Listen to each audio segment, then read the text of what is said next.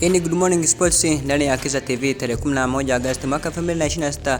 Tunaenda kuangalia historia kwa ufupi ya mchezaji huyu Selemani Mwalimu Abdalla almaarufu Gomez, ambaye kwa sasa ameweza kuzua mjadala mkubwa sana katika mitandao ya kijamii, ambayo imekuwa ni surprise kubwa sana asubuhi ya leo tarehe 11 Agosti mwaka 2026. Ni furaha kubwa sana kwa wana Young Africans, lakini ni huzuni kwa mbali kwa wana Simba Sport Club, ambapo Simba Sport Club waliamini kwamba ni mchezaji wao watakuwa naye katika msimu wa 2026-27, lakini Young Africans wenyewe wakasema haiwezekani, mchezaji tunamchukua. Asubuhi ya leo wakaweza kumtangaza Selemani Mwalimu Gomez.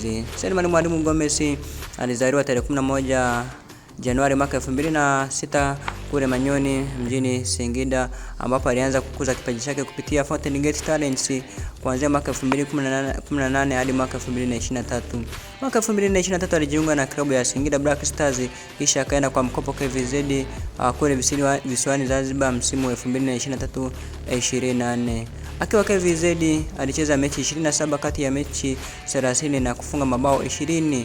Akamaliza akiwa mfungaji bora wa ligi ya ligi ya Zanzibar msimu huo wa 2023-24. Selemani Mwalimu Gomez msimu wa 2024-25 akapelekwa kwa mkopo katika klabu ya Fountain Gate, ambapo aliendelea kung'ara na kufunga mabao 6 kati ya mechi 11 za ligi kuu Tanzania bara. Kwa mwaka 2025 alisajiliwa na Wydad Athletic Club ya Morocco kabla ya kuhusishwa na klabu ya Simba Sport Club kwa mkopo. Kwa msimu 2025-26 Selemani Mwalimu Gomez aliweza kuitumikia klabu ya Simba Sport Club.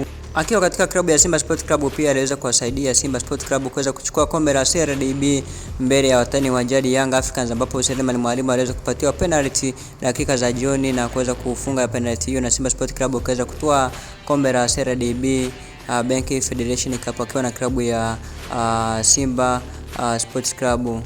Tumwangalia Selemani Mwalimu Gomez akitumikia timu ya Taifa Stars, ambapo pia ametumikia timu ya taifa Tanzania Taifa Stars, na amefunga bao moja kati ya mechi za FIFA kulingana na takwimu zilizopo. Tarehe 5 Septemba mwaka 2025 alifunga bao la Tanzania dhidi ya Kongo katika mchezo wa kufuzu kombe la dunia. Kwa hiyo Selemani Mwalimu ni mchezaji aliyeibuka kupitia soka la vijana, akang'aa Zanzibar, akaendelea kwa Fountain Gate, akapata nafasi kwenda Morocco na baadaye kuhusishwa na klabu ya Simba Sport Club, akaendelea kung'aa Selemani Mwalimu Gomez.